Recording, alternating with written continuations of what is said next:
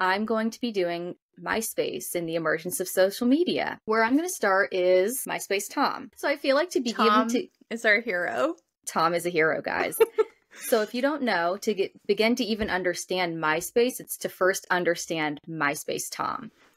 Anyone who remembers having a MySpace profile back in the day knows what I mean. But for those who don't, let's just give a quick snippet. So Tom Anderson began his career in 2000 as a product tester and a copywriter at XDrive, which was a digital storage company where him and Christy Wolf, who he later co-founded MySpace with, first met. And XDrive ended up... I have to pause. Mm-hmm. It's wild. You called him Thomas. I know. I didn't like it. I never would think that. He's just Tom. Tom. Literally. I hate it. So Tom. I mean Thomas, not Thomas. I made it worse. Anyway, so their company that they were working for, XDrive, later went bankrupt, and Anderson and D. Wolf went on to found a direct marketing company called ResponseBase.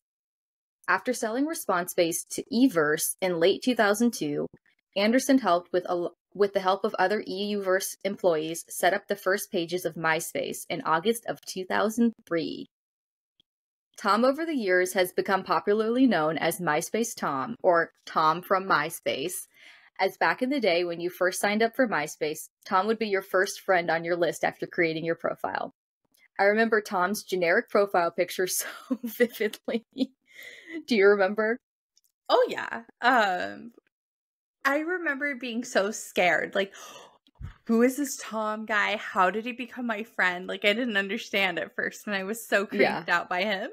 I was like, ew, why? And then I noticed, like, when I would add people, they were all like, Tom was there, and everyone was like, who's Tom? I don't know, Tom from MySpace. And that's just where we coined Tom from MySpace, because he was just there.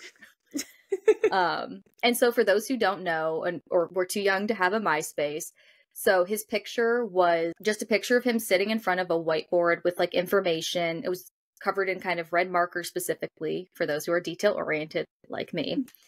And he's turned towards the camera smiling. And he's wearing just a generic, like, undershirt white tee, like, nothing fancy whatsoever.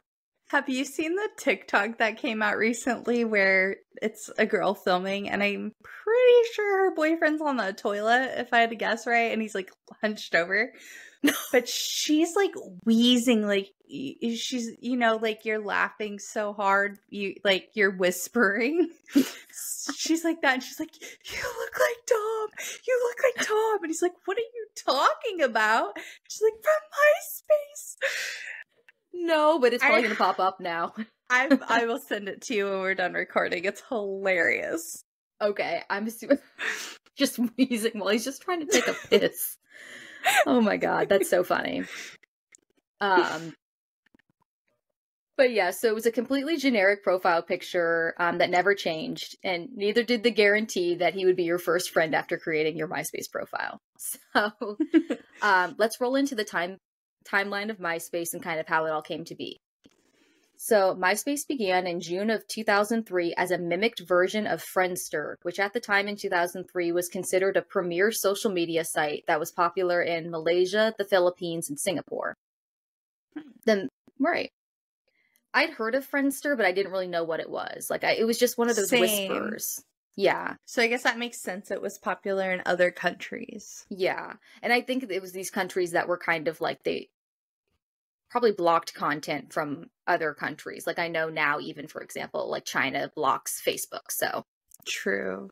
The main founding members of MySpace were Tom Anderson as the president, Christy Wolf as the CEO, Josh Berman and Brad Greenspan, who was Everse's founder. Yeah, he got them over.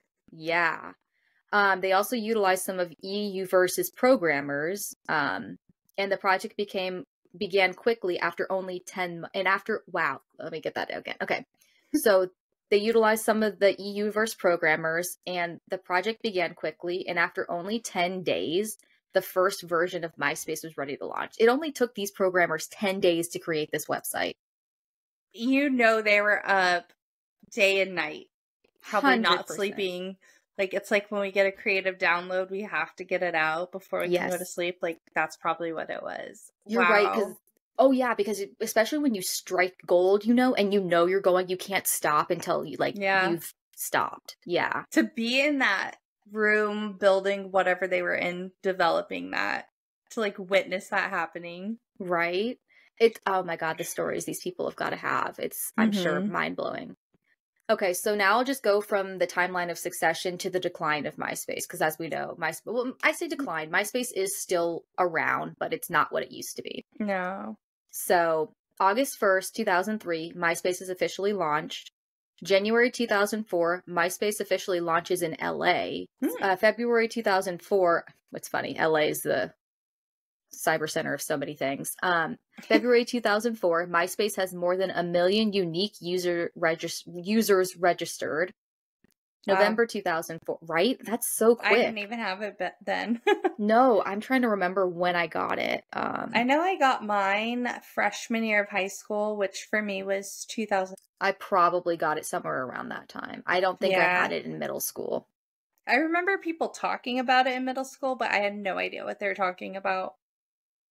I was too heavily addicted to AIM, like instant messaging at the time. So Then I started devoting my life to MySpace. But yeah, November 2004, so only a few months from February, they have more than 5 million unique registered users. So within the year, they've already gained another 4 million people. Wow. July 2005, News Corp, aka Fox, purchases MySpace for $580 million. And News Corp, no idea. Neither did I. This is crazy, right? Wow, so they bought MySpace to capitalize on the internet advertising. So, I mean, smart move. Yeah. And by July 2005, why did I talk like that? By July 2005, MySpace has now 16 million monthly users at this point. So we've jumped another basically 10 million, 11 million. I still want to say I haven't gotten it at this point. This is July of 2005, so... Yeah, it's still, I think in a few months is when I get it. I feel like I might have even gotten it in 2006. I don't even know if I got it in 2005. I'll explain why, but I can't find my MySpace profile. There's a reason for it. So, January 2006, MySpace is now averaging more than 200,000 users per day. Wow. Insane. News Corp announces plans to launch MySpace in the UK, and now 11 countries around Europe, Asia, and South America have joined MySpace. By July of 2006, MySpace surpasses Google and Yahoo as the most visited website in the United States. However, Yahoo disputes this claim, which I find kind of comical. Two websites disputing about something in that in my head just makes me laugh. Yeah, seriously. That's hilarious. But I get it though, because based on your emergence of the internet, Yahoo was really like the front runner. So I see how they kind of want to butt heads with MySpace about that. Right. August 2006, MySpace signs an advertising deal with Google that guarantees MySpace $900 million over 3 years.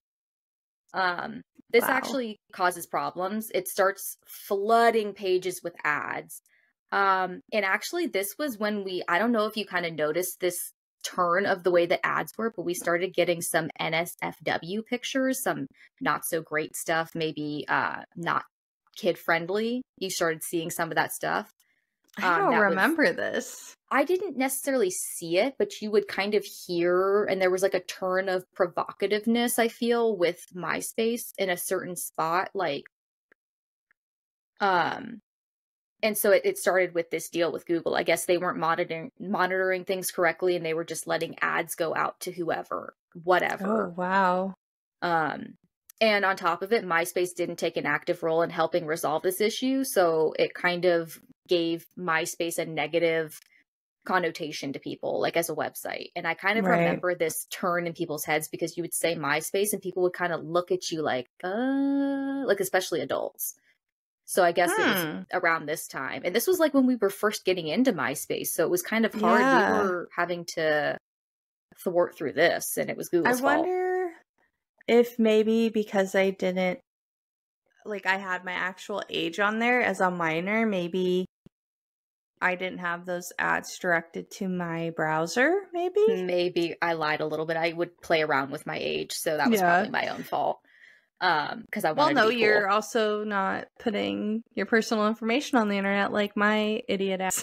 Oh, no, I totally did. I probably put way too much on there. But after a while, I started like reverting back. But the problem with that is, as we all know, once it's there, it doesn't go anywhere. So if someone wanted to find it, they could go back and find it. So Right. really shot myself in the foot. October 2006, MySpace is now generating 30 million per month. Wow. Oh my So, gosh. per month? But it is important to note that 50% of this revenue is due to their deal with Google. So without their advertising deal with Google, they'd only be making about 15 million per month, which is still amazing. Well, I could never spend that much money in my entire life. Right? Sounds nice. November 2006, MySpace signs a 50-50 venture deal with SoftBank so they can launch the website in Japan. And the president of News Corp, Rupert Murdoch, claims that MySpace could be approximately worth at this time $6 billion. That's with a B. Wow. And that that the platform will have 200 million users by mid 2007. And this is November 2006 at this point. So bold moves, he's saying. He's making bold moves here. Yeah. So May 2007, we'll cut to News Corp purchases PhotoBucket, a free image hosting site, for $250 million. PhotoBucket. Shout oh my out. gosh. And at this point in 2007, in May, MySpace is currently valued at $12 billion with a B. Yeah. So July 2007, MySpace is now the most popular social network site in all European countries that exist. And it also is surpassing their rival MySpace at this point. So MySpace is a thing, or I'm sorry, what? I was like, did we go off topic here? I was so confused. You're like, yep, they're rivaling with themselves. Okay, let's get that one again. So, okay. So by July 2007, MySpace is the most popular social network site in all European countries that it exists in, and it is now surpassing its rival Facebook. So Facebook is a thing at this time, okay, and they're directly competing, and they're surpassing them. MySpace is. Right. So October of 2007, MySpace announces a partnership with Skype, and now MySpace is offering Skype phone calls from PC to PC. For free, as well as instant messaging. I don't remember this being a thing when I was on there. Do you? I remember this was towards the end. I want to say this was like maybe my senior year of high school. I never did my IMs in my MySpace. I always had two separate. If I was doing IM, it was AIM, and then I did my MySpace stuff. I was more of like a bulletin commenter girly on MySpace. Oh yeah. I think this was to compete with Facebook's IM. Mm-hmm. Which yeah, I can't even stand. I'm sorry, but you're not going to beat the dopamine hit of new messages and new comments. Oh my god, you're so right. I'd rather have a message than an IM. Literally, don't contact me abruptly. Give me a chance to read it and think about when I want to respond to you. Instant message means I have to instantly respond to you, and I hate that. Oh, for me, it wasn't even that. It was like, I don't know. I felt like someone wrote me a letter. It was like it was like a bestie. It was a bestie letter. It was like a note, because usually it was like your best friend that would do it. They would like come and put like a little comment or whatever down, and you'd come in, and you'd log in, and you'd be like, oh my god, my bestie wrote me. Like, yeah, you're right. We're in November of 2007, and MySpace is joining Google's Open Social Alliance, which is a hosting environment where software developers write programs for social networks under a common set of standards. So it's basically they're all congregating together as the internet's kind of becoming more of what it is. They're all garnering rules for what they can do for social media network sites. And News Corp actually tries to merge MySpace with Yahoo around this time, but the merge was unsuccessful. I don't know much about that. but it didn't seem like they loved each other anyway, since they were clearly directly competing at a point. It sounds like Yahoo was just like, if you can't beat them, join them. Yeah. And so around 2008 is when we kind of start seeing the decline of MySpace, which is sad because it's not that long. I mean, it's only been about, what, 5 years since launch. So April 2008, Facebook has now surpassed MySpace in the term of unique worldwide visitors. And at this point afterwards, MySpace never regains its status as top dog. So this is officially the decline now. June 2008, Facebook officially surpasses MySpace in terms of overall total users. So rapid decline. March 2009, according to the CEO of News Corp, Rupert Murdoch, claims that MySpace never met the promised expectations, but also didn't reach the 1 billion goal. And then the COO of MySpace, Amit Kapoor, quits the company after only a year after he was promoted. So people are starting to leave the company, the big top dogs. They're already noticing the decline isn't going to do well, and it's probably not going to recover. April 2009, the president of MySpace, Tom Anderson, officially steps down and leaves the company. So Tom's gone now. So we now have Chris DeWolf, the CEO. He was replaced from his position by a former Facebook COO, Owen Van Natta. So we're trying to get some Facebook people in to see if we can get them to turn the MySpace stuff over. June 2009, MySpace lays off 37.5% of its US force. So they went from 1,600 employees to 1,000. Never good when you're laying staff off. Never good. They've also downsized their international staff. It was 450 employees, and they reduced all the way down to 150. That's a huge jump. Yeah. August 2009, MySpace buys iLike, a social music discovery service that was popular by both MySpace and Facebook. November 2009, MySpace buys iMeme for less than $1 million, with the goal to transition iMeme users and migrate their playlist into MySpace Music. So now we're getting into what MySpace really is now and what we know it to currently be. It's now a music kind of hosting and producing sort of site. February 2010, CEO Owen Van Natta steps down. October 2010, MySpace adds a beta version of a new web design. They are no longer competing with Facebook, and instead they're going to focus on music and younger people. We're not doing the social networking stuff anymore. We're officially like a music site. November 2010, MySpace changes their logo. The new format of MySpace is music, and users can now subscribe to news about their favorite artists. January 2011, MySpace staff is reduced again by 47%. February 2010, News Corp officially puts MySpace up for sale. Estimated sale was worth around $50 million to $200 million. And it shows that market research shows MySpace lost about 10 million users from January to February 2011. So in 1 month, they lost 10 million users. So February 2012, MySpace is gaining 1 million new users thanks to the new music player. June 2013, MySpace redesigns its mobile app and allows you to create and edit GIFs, whatever you prefer. October 2013, MySpace reports 36 million users. December 2015, MySpace is at an overall decline at this point, but the platform is still being used by 50.6 million unique users. And then May, there's my Mississippi right there. May 2016, over 360 million MySpace accounts data was offered to the Real Deal dark market website. More than 427 million passwords got hacked and available for sale. The leaked data included email addresses, usernames, and passwords. According to the analysts, the data was exposed around 8 years before it was made public, around mid-2008 to early 2009. So awesome. Oof. They're doing great with a data Maybe leak. That's why my Yahoo email got overloaded with spam. Probably. And then just to close it out, March 2019, MySpace lost all of their user content from 2015 and earlier due to a botched server migration. It is reported that over 50 million songs and content of over 12 years is all completely gone. And I said, this explains why we cannot find our MySpace profiles now, because it was accidentally wiped. We can't find them anymore. They're gone. They don't exist.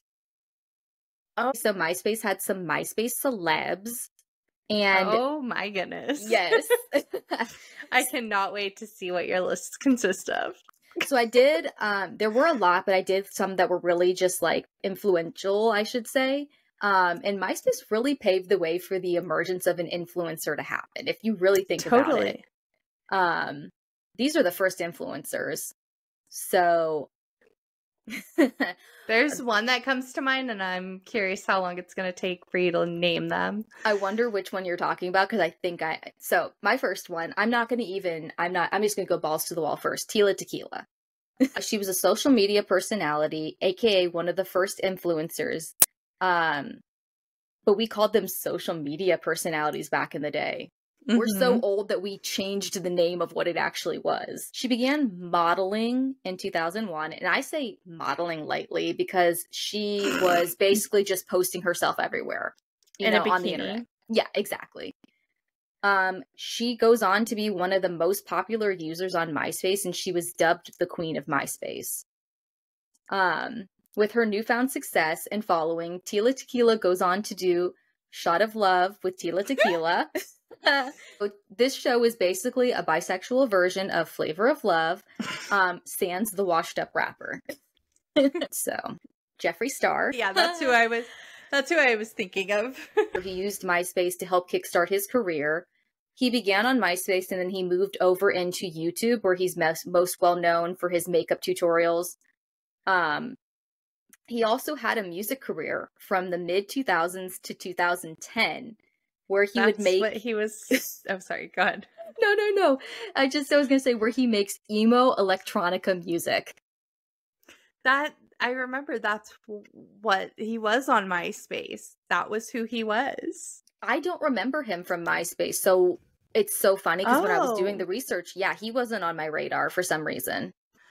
Okay, yeah, I remember he was pretty much like a Tom. Like, he was on everybody's friend list that I noticed. So I was like, who is this guy and what's he about? And I mean, I wasn't really into him, but so yeah, he then obviously becomes mainly famous for creating videos with shocking, colorful hair, lots of makeup and tattoos, and an unfiltered personality.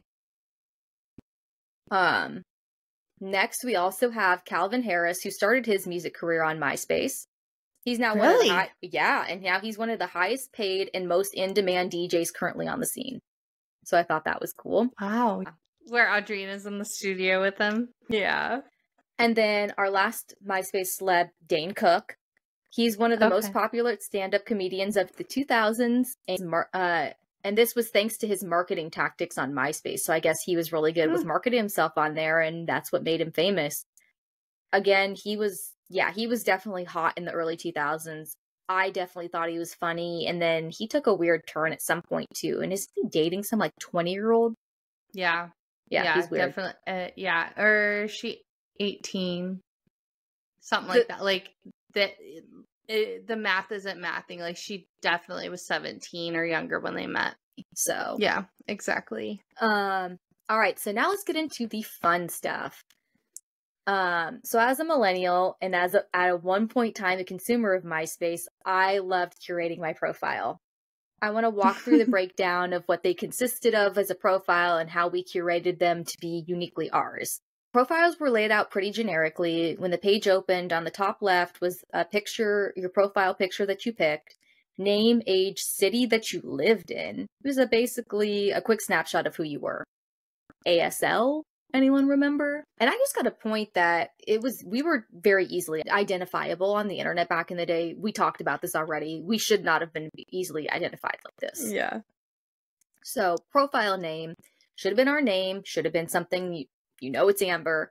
However, that didn't last very long. You started with Amber and you ended up like da baby @ or something crazy. Like, we just whatever you could make it.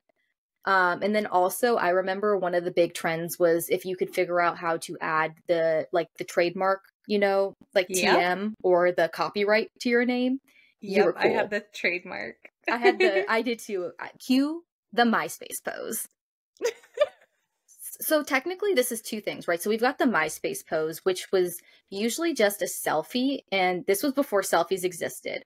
And I don't know why we did this, but we basically angled it so you could get as much of your body in the length of this photo. And you usually got your arm in it. So your arm's out, stretching as far down, got as far of your body as you could get. If you could get your shoes, you were a pro. Next, cue the mirror pick. Always flash on. Always a dirty mirror. This was my go-to. You were describing my go-to. And it was always low lighting. Oversaturated. And then I would turn it into black and white, and it looked so chic. Oh my god. And it was always like you were just in the mirror. Yep. So bad. That was embarrassing for both of us. Moving on, we've got bulletins. It was one of the cringier things we did on the internet back in the day. They were basically that was the best thing ever. Best thing ever. Take that back. You're right. I mean, cringy to other people. I say cringy to like the Gen Zers. They'd be like, oh my god, what? But we loved it. They were basically posts that mocked an email style with the date and time at the top, a subject, which we usually just filled with something silly, and then the body. And there were a few different ways that we utilized our bulletins. One of them being surveys, which I don't even know who would create them or where you would. I think a lot of websites later on started creating surveys you could pull down, but a lot of people would just make them. And they were just questionnaires. What's your middle name, your favorite color, blah, blah, blah. But as we started getting older, they got a little bit spicier because they wanted to get information. Who's your crush? When's the last time you kissed someone? To kind of get some of that information. And it was always fun to see if you could wild. Guess. Right? They were wild. Like, I remember one of the questions was like, what are your thoughts on hickeys? And I remember this girl from youth group, she would always put the same thing, and she'd put, amazing to get, shitty to have. Oh my god. She was like a freshman. We were always trying to be cooler than we were, I've got to say. You reminded me of this YouTube video. I think I've told you about it, and I'm definitely going to link it in the show notes. It's called Myspace the Movie. It is a 10-minute YouTube video. Please, after you're done listening here, go watch it. It's hilarious. Yes. And it was from like 2006. So this is like prime YouTube. And prime MySpace. So it's like perfect. Yeah. And then of course, random bulletins, which were usually just things that we curated about like what was happening. For example, today we had the day off from school and my bestie came over. We had so much fun hanging out. Essentially, it was like a little personal blog post about what you did to make people jealous that you did something that day. Or you would like post an inside joke and you'd make the subject their name. Yep. Oh yeah. Anything to get people to think that you were cool, you had friends, you were doing something. Because that was basically the whole point. So, now here's all the fun stuff. So HTML and how MySpace actually got teens coding on accident. So, fun fact. So, being able to code your heart's desire out on your profile was one of the greatest features of MySpace, but it was actually a complete mistake. So in September of 2003, right after the launch of MySpace, their lead developer quit. And the remaining development team was left with a site that was written in Perl, which I think is a development software app. That's ? Which no other employee at the time was familiar with. So the team decided to pay Game Harriman and Toan Nguyen, 2 developers for MySpace, to rewrite the entire site in Adobe's Cold Fusion. So while they were rewriting the site, they failed to block users from the ability to add HTML and CSS into their profile pages. So MySpace users across the board are now able to customize their profiles just about any way they desire. The background of their profiles, as well as add stickers, music, glitter writing, etc., whatever you could dream of, pretty much that could be coded. People could code it in. So when you came to your profile, things like a song would play immediately when you loaded. Were you a coding girly? Oh, yeah, 100%. And even in job interviews now, like when they ask me my marketing experience, I'm like, oh yeah, I've been HTML coding since I was 13 on MySpace. I would hide my comments. I would hide my top friends. I would, make it totally custom. It was the best. I mean, and again, MySpace really just was this social media website. I've said it a bunch of times there's never been anything like it. We're wrapping up here now, guys. I know it's been so long. I'm so sorry, but there's so much about MySpace. I like couldn't not get it all out. So I'm going to say, I really feel like the emergence of Facebook was the demise of MySpace. I don't think that's anything news to anybody. But that's it for MySpace.